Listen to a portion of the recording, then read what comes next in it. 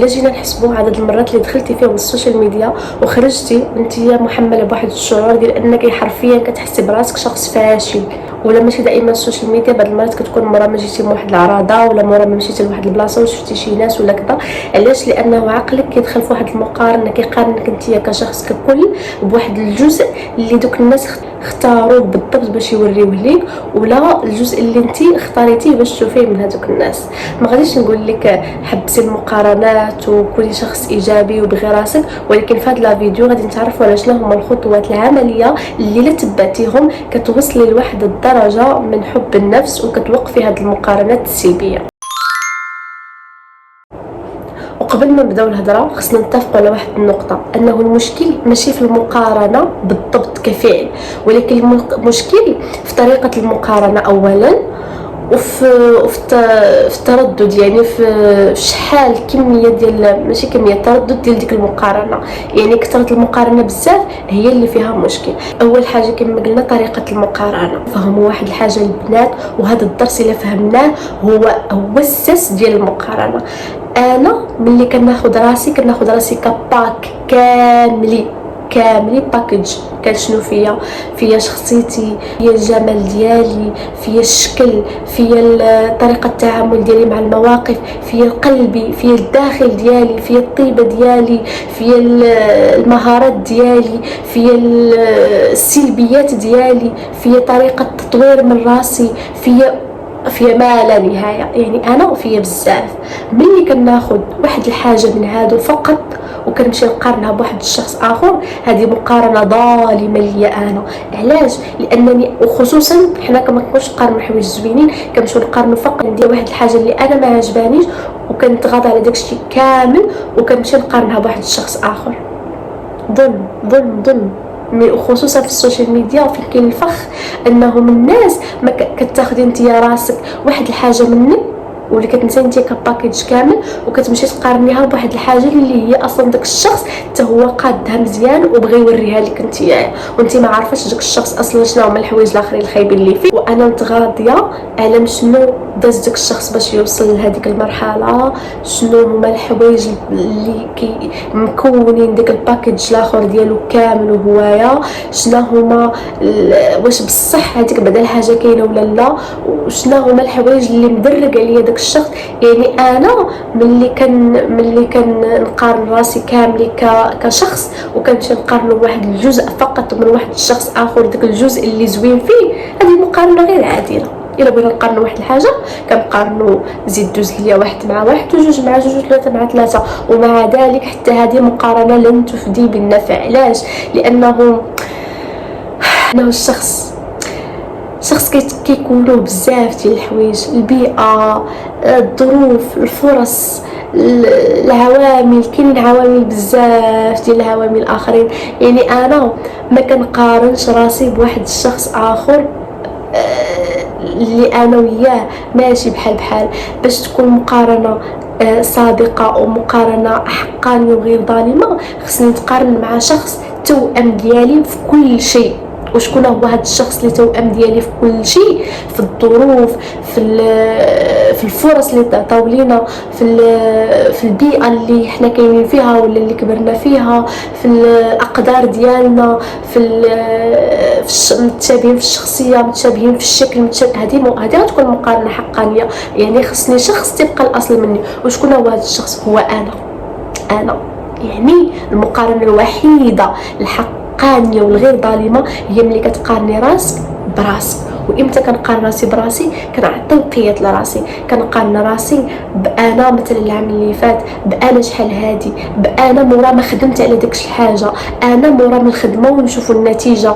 هذه هي المقارنه الوحيده الحقانيه. ومع ذلك خصها تكون واحد المقارنه لطيفه، ما نكونش فيها واحد جلد الذات واحد الصعوبيه بزاف. يعني ما كتكونش فيها واحد الرحمه. اوكي، هذه هي وكنقسم. انا ملي كنبغي نقارن راسي براسي كنقسم داكشي جوانب. غنقارن راسي براسي دينيا شحال هادي في العبادات ديالي، غنقارن راسي براسي في تطوير راسي، في الشكل، في البشره ديالي، في شعري، في بزاف ديال الحوايج. يعني الشخص الوحيد اللي عندك الحق تقارني به راسك هو راسك. علاش؟ لانه هو الشخص الوحيد اللي متطابق لك ودزتو من نفس المسار فقط. غير اي شخص اخر كتقارني راسك به كتظلمي راسك. نجيو الثاني حاجه هي التردد. شحال من مره ديال المقارنات شتي ما نقارن راسي براسي. الا بقيت مثلا انا كنقارن راسي اليوم بالبارح، هذا ظلم ليا. اليوم البارح ما عطيتينيش فرصه فين نخدم على شي حاجه، عطيني شتي نقارن راسي غير باسبوع، ظلم. انا مثلا بديت ريجيم وبديت كنقارن راسي لو ديالي هاد اليوم مع لو ديالي في السيمانه اللي فاتت، ظلم. ما يمكنش، ما غتبان حتى شي نتيجه. واش نلوم راسي لان ما بانتش حتى شي نتيجه؟ يعني ديك اليوم وغدا اليوم وغدا اليوم وغدا لا. وواحد الحاجه اخرى خصنا نعرفوا بانه الكونتراست افكت. كنت درتو لي في الانستغرام، نحط لكم باج انستغرام ديالي اللي ما شافوش يدخل يشوفوا.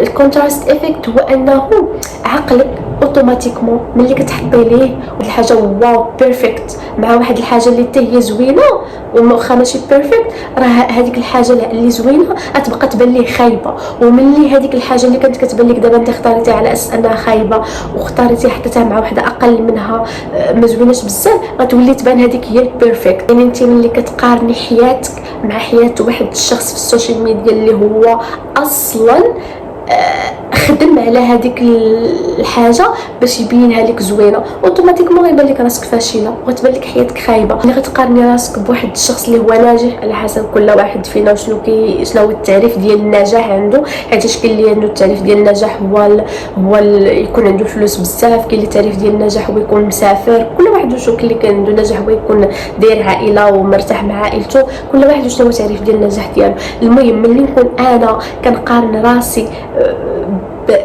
انا كبا كامل بواحد الشخص في السوشيال ميديا اللي هو اصلا قد داك الشيء غير باش يخرجوا لي انا بحال هكاك، اوتوماتيكمون عقلي غادي يبان ليه انا فاشله، ولانه شاف واحد الحاجه اللي هي بيرفكت. يعني انا واخا نكون كان بلي واحد البلاء حسن وناجحه ما غاديش نبان ليه زوينه حيت شاف شي حاجه احسن مني.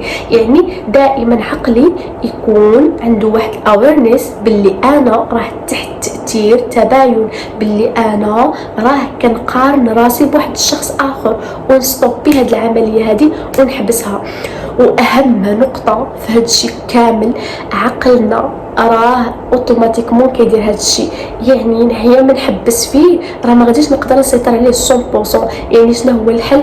هو الديتوكس من السوشيال ميديا من فتره لفتره. هذه قلتها في جوج ديال لي فيديو من قبل وغادي نعاود نقولها وغنبقى دائما كنقولها. راه الديتوكس من السوشيال ميديا في هذا الزمن هذا هي حاجه اساسيه وضروريه وملزمين، ومن حق النفس ديالنا ومن حق راسنا انه نديروا واحد الديتوكس من السوشيال ميديا. حيت راه ما يمكنش عقلنا غير قادر، ما خلقوش الله بهذه الطريقه هذه ديال انه يتلقى ديك المقارنات وداك الشيء كامل اللي كنشوفوا، ديك الوتيره اللي كنشوفوا يوميا 24 ساعه مور 24 ساعه. راه ما يمكنش، عقل كيعيا. داكشي باش مره كنديروا ليه واحد ديتوكس وكنحبسوا على ديك السوشيال ميديا وكنجلسوا كنراجعوا الحسابات ديالنا وكنراجعوا باش حتى بعدا عقل ما كيبقاش عنده ديك الوتيره وكيولي عنده ديك المقارنه اللا شعوريه. يعني باش حتى الا وقعت في واحد المقارنه يكون عندي واحد الشعور باللي راه انا كنقارن راسي. وكاين واحد المفهوم هيدونيك ادابتيشن. هذا المفهوم هذا في علم النفس شنو كاين بانه كيكون عندك واحد التاقلم مع الحوايج الزوينين اللي انت اصلا كنتي كتسعى ليهم. يعني مثلا انا كان الحلم ديالي هو نخدم، النهار اللي غادي نخدم غادي نفرح واحد الفرحه ما يمكنش. ولكن مورا ما خدمت دوزت واحد الشهر على شخص بحال شحال هاد المده كتختلف من شخص لشخص. مثلا خدمت دوزت شهر على الخدمه ديالي، صافي ديك الخدمه ديالي مابقاتش كتجيني واحد الحاجه اللي كتحقق ليا واحد السعاده، صافي ولات كتجيني شي حاجه عاديه. غادي ندوز لواحد الايطاب الثانيه، ولا الحلم ديالي هو نشري طوموبيل. ملي غادي نشري طوموبيل غادي نبقاو نطمح انني نوصل لهذيك النقطه. النهار اللي غادي نوصل ليها غادي تولي تجيني ديك الطوموبيل شي حاجه عاديه وماشي شي حاجه غادي نبغي نبدل ديك الطوموبيل، وغادي كنولي هكذا. ما عمرني ما كيكون عندي واحد السطح ديال الاحلام. انا ماشي انا كونتر انه اصلا يكون عندنا سقف ديال الاحلام، ولكن غير باش نشرح هذه النقطه انه ما عمرني ما كنقول صافي راه وصلت لداكشي اللي بغيت، وهذه نقطه مزيانه. ولكن داكشي اللي عندي لتحت من داكشي كلشي وصلت ليه كيولي صافي كنولي كنريبو كامل، كيبان لي بحال الا ماشي شي حاجه اللي وصلت ليها. وهذا واحد من المفاهيم اللي كيغديو لينا هذيك المقارنه السلبيه. بحالاش غادي نتهناو منه؟ احسن طريقه باش نتخلصوا من هاد الظاهره هذه هي الامتنان والحمد. اننا كنمارسوا الحمد. شتي ديك الجلسه ديال انه شخص يجلس يشد ورقه ستيلو ولا ورقه ستيلو ولا اللي بان ليه ويبدا يكتب الى غير كل نهار. راه الامتنان واحد الحاجه جباره. الى كل نهار كنجلس وكنشد واحد الحاجه اللي في حياتي انا ممتنه ليها، عطاها لي الله رزق، ونجلس ونحمد الله عليها ونشوف ونقول بانه شوف ساره راه شحال من شخص كيتمنى هذه الحياه اللي انا عايشاها. دائما ديري في راسك انه الاف الاشخاص كيتمناو ماشي حياتك كامل، كيتمناو فقط شي حوايج اللي عندك نتيا، اما حياتك كامل راه كتبان لهم بحال الجنه. دائما فكري بحال هكذا، ما تبقيش نشوفوا غير الناس اللي فوق منا. وصيه نبويه من الرسول صلى الله عليه وسلم انه ما نبقاوش كنشوفوا غير الناس اللي اكثر منا، خصنا دائما نشوفوا الناس اللي اقل منا. اول نقطه خاصك تخدمي عليها الا كنتي كتقارني راسك بزاف بالبنات الاخرين ولا بالناس اون جينيرال، هي انك تفهمي هذيك النقطه اللي كنت قلت في الاول ديال الباكيج، انك انت باك كلك، انتيا كلك بشنو دزتي منه، كيفاش كنتي وكيفاش وليتي، شخصيتك، الداخل ديالك، قلبك اللي زوين ونقي، علاقتك بعائلتك، علاقتك بالله، كيفاش كتعاملي، كيفاش كتمني الخير للناس. كلك كشخص خصك تكوني متصالحه مع ذاتك، كتبغي راسك، شتي العيوب ديالك اللي ما كيعجبوكش بغيهم، ولو تكوني باغيه تبدليهم بغيهم، تقبليهم بعدا هي الاولى. انا فيا هذه الحاجه الفلانيه ما كتعجبنيش لانه انا كتعجبني واحد الحاجه اخرى، ماشي لانه المعايير في المجتمع هذيك الحاجه ما زويناش. اوكي، واش واخا تكون ما كتعجبنيش نتصالح معاها بعدا، نكون كنبغيها لان هي واحد الجزء مني، ديك الساعه نخدم عليها ونطورها. يعني دائما بغي راسك بالزوين ديالك وبالخيب ديالك، وخدي راسك كباكيج كلك. يعني انت يا فلانه، انا ساره ما نقدرش نبدل راسي بشي وحده اخرى، ما يمكنش يجيو عندي دابا ويقولوا لي كوني انت هي فلانه الاخرى. ما بغيتش نكون حتى شي شخص في الحياه من غير انا، حرفيا حيتاش كنبغيني وكنبغي راسي وكيعجبني راسي لواحد الدرجه ما تتخيلوش قداش، لانني انا اللي عارفه راسي كيفاش حتى وصلت لهنايا، وعارفه راسي شنو خدمت على راسي ومناش دزت ومن بزاف ديال الحوايج باش وليت انا اللي انا. يعني ما يمكنش ان يجيبوا لي واحد الشخص اخر، واحد الانسانه اخرى واخا هي مثلا تكون ظاهريا فيها بزاف ديال الحوايج اللي بيرفكت، واخا ما كاينش البيرفكت. ما بغيتش حيتاش انا بغيت راسي، حيتاش هذيك الانسانه يقدر يكون ظاهريا فيها دوك الحوايج كما فاش شخصيتي ما عندهاش الشكل ديالي. بغيت هذا الكومبو هذا ديال شخصيتي والجمال ديالي والفون ديالي، انا ما نقدرش نتخلى، والروح ديالي ما نقدرش انا نتخلى على هذا الكومبو هذا. يقدر يبدلوا لي فيه شي حاجه ما بغيتش، الحوايج اللي انا بغيت نبدل انا اللي عارفاهم، كنخدم على نقاط صغارين باش نوصل، باش عندي واحد الطموح اني نبدلو. اما انكم تبدل كلي لا. يعني ملي كنقارن راسي براسي، حيت ملي نقارن راسي بواحد الشخص اخر كنظلم راسي. وثاني حاجه باش نتخلصوا من المقارنات خصنا نحتفلوا بالانجازات الصغيره ديالنا. كاين واحد النوع ديال الاشخاص ما تسمحيش لهم يكونوا في حياتك، انه ملي كتجي تبغي تحتفلي بشي حوايج كيبانوا لك انت انجاز، يقدر يقلل لك منه ويقول لك وهادي صاحبتي انت ملي كنتي تحتفلي بهذا الشيء راه عادي، راه الناس وصلوا لهذا الشيء ولا راه ماشي شي حاجه. ما تسمحي حتى شي واحد انه يطبق عليك هذا المرض هذا ديالك، حتى شي واحد ما تسمحي ليه. داكشي اللي كيبان لك انت انجاز وخدمتي عليه احتفلي به، بينك وبين راسك، بينك وبين مع الناس اللي بغيتي، حتى شي واحد ماشي يسوقو. انت اللي كيبان لك انجاز. انا نخدم مثلا غير الا كنت كنعس 6 السوايع وليت كنعس 8 السوايع ولا 7 السوايع ونص وبغيت نحتفل بها. وراه كاين بزاف ديال الناس سنين هادي هما كينعسوا 8 ديال السوايع وتبارك الله منظمين الوقت ديالهم في النعاس وكلشي. ولكن الا بغيت نحتفل بهاد النقطه هذه حتى شي حد من الحق ما من حقه انه ينقص ليا منها، واحتفلي بها. شتي بحال هاد الحوايج احتفلي بهم، هكذا عقلك كيفهم بانك راكي كتخدمي وكديري شي حوايج. بقي دوي مع راسك، البنات بقاو دوي مع راسكم، دوي مع راسكم، بقي جلسي ودوي مع راسك، كتبي ولا دوي مع راسك وقولي حيت عقلنا اللاواعي ولا حتى الوعي ديالنا كيسمع، كيتقبل داكشي اللي كيسمع. بقي فكري راسك، انا كنت كنعس تا الوحده وتا الربعه ولا تا 6 الصباح، تخيلي وليت كنعس مع 10. ما شاء الله شاد الانجاز وبرافو عليك ساره، ودرتي وفعلتي. وجيبي راسك كادويات وديري راسك، صوبي راسك كيك ولا طيبي راسك ولا المهم شوفي داك النوع ديال الاحتفال اللي غادي يرضيك انت. ديما فكري عقلك، فكريه باش حتى هو ما ينساش، واش فهمتيني؟ فكريه دائما، قول لي شوف راه انا شنو درت وشنو درت وشنو درت، باش ماشي كل مره يشوف ليا شي حد دار شي حاجه يبقى يجي يقارني معاه. باش كنقول لك ما نسيتي شنو درت انا وشنو درت. دائما تعاملي مع عقلك اللاواعي كانه شخص منفصل عليك. عقلك اللاواعي هو احيانا كيكون هو العدو ديالك. داكشي باش من حقك انك مره تبقاي تفكريه، ماشي مره في اي انجاز فكريه، قولي شوف شنو درت وشنو درت وشنو درت باش ما ينساش. ثالث نقطه، ركزي على الحوايج اللي نتيا قادره تحكمي فيهم. واخا هو حنايا باطني ضمنيا راه ما نقدر نتحكموا في حتى شي حاجه، كلشي بيد الله، ولكن كاينين شي حوايج كنقدروا ظاهريا حنا كنتحكموا فيهم وكنقدروا نخدموا عليهم.